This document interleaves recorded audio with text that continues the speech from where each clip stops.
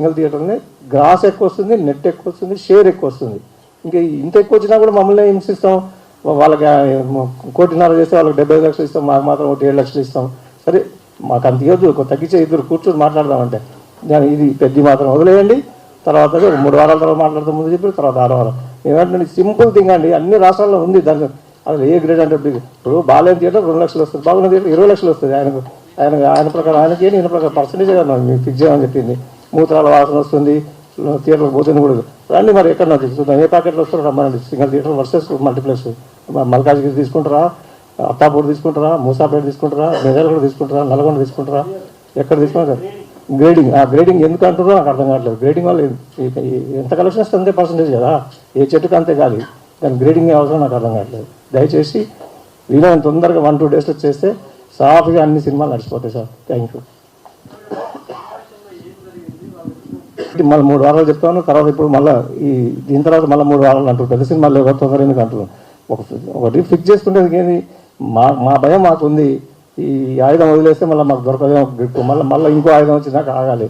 ఈ ఇతర రాష్ట్రాల పక్కన ఇస్తున్నా, పక్క థియేటర్ మల్టీప్లెక్స్ తెచ్చుకుంటాం, మాకు ఇస్తుంది ఏంది, ఏం కావాలో చెప్పండి, ఇంత కావాలని చెప్పండి, ఇస్తాం. చాలా క్లియర్గా చెప్పాను, నేనే చెప్పాను ఆ కమిటీలో. మాకు పర్సంటేజ్ సైన్ చేసిస్తేనే పెద్దని పాత పద్ధతులు ఆడతామని కూడా చెప్పినాం. ఇప్పుడు మా వాళ్ళ కోపానికి వచ్చి పాత పద్ధతులు అది ఖచ్చితంగా ఏది చేసినా కూడా పర్సంటేజ్ ఆడతాం అంటారు. దీన్ని రెచ్చగొట్టుకొని పెంచుకుంటూ పోతారు తప్పితే అనవసరంగా ఆ రోజు నేను చెప్పినట్టు ఒప్పుకోవాలంటే అయిపోయేది. ఆ రోజు చెప్పాను, నథింగ్ డూయింగ్. మాకు పేపర్ మీద సైన్ చేసి వస్తే పెద్దని ఎక్స్క్యూజ్ అనే పదాలు అనకూడదు. ఎక్స్క్యూజ్ మన పెద్దని మాకు కూడా కావాలి, మంచి పెద్ద సినిమా మాకు కూడా కావాలి, అది అందరం కలిసిమెలిసి ఆడుకుందామని చెప్పినాం. ఓన్లీ ఆంధ్ర టికెట్ హైక్ అయితే, మా దగ్గర తెలంగాణ టికెట్ హైక్ కాదు. మేము ఆల్రెడీ రేవంత్ రెడ్డి గారికి లెటర్ ఇచ్చినాం, ఎగ్జిక్యూటివ్ అసోసియేషన్ ఇచ్చినాం, ఛాంబర్ నుంచి కూడా ఇచ్చినాం. దయచేసి మాకు టికెట్ రేట్లు పెంచకండి, ప్రేక్షకులను చంపకండి అని చెప్పి. ఎందుకు కొనసాగం, మాకు అది పర్సంటేజ్ తెలియదా కొనసాగుతూనే ఉంటుంది. దీనికి సంబంధం మేము వాళ్ళు నచ్చెప్పాలి కదా, కాదు ఇట్లా చేయండి మేము అడగాలి కదా. చక్కదిద్దుకోవాలనేది ఒక నేపథ్యం బేసికలీ. అది లేట్ అయిపోయిన తర్వాత ఇప్పుడు చేస్తున్నాం అనేది బాధ యాక్చువల్లీ. సో ఇప్పుడు లేట్ అవుతుంది, మా బాధ మీకు తెలుసు, జర్నలిస్ట్ అందరికీ కూడా తెలుసు, ఎన్నో ఏళ్ళ నుంచి నడుస్తుంది, రైట్? సో ఒక కొలిక్కి వచ్చినప్పుడు మళ్ళీ డిలే వద్దు అనేసి రిక్వెస్ట్ చేస్తూ ఉన్నాము, ఆ డిలే అవుతుంది.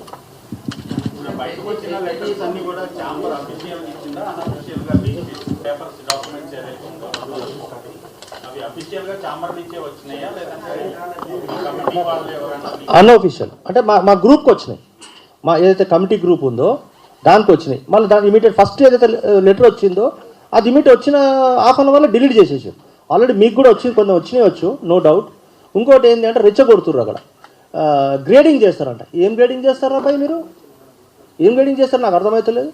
అంటే ఇన్ని ఎప్పుడైతే మేము పర్సంటేజ్ షేర్ అడిగి పర్సంటేజ్ ప్లస్ రెంట్ ఇట్లా ఆడినప్పుడు మీకు అప్పుడు గ్రేడింగ్ గుర్తుకు రాలేదా అని ఏదో ఒకటి తీయాలి అనేసి అన్నాడు. సరే అప్పటికి కూడా మేము లాస్ట్ ఒప్పుకున్నాం, సరే సార్ పెద్ద సినిమా అనేది మేము ఆపము, మేము క్లియర్గా రిలీజ్ చేస్తాము అని చెప్పారు.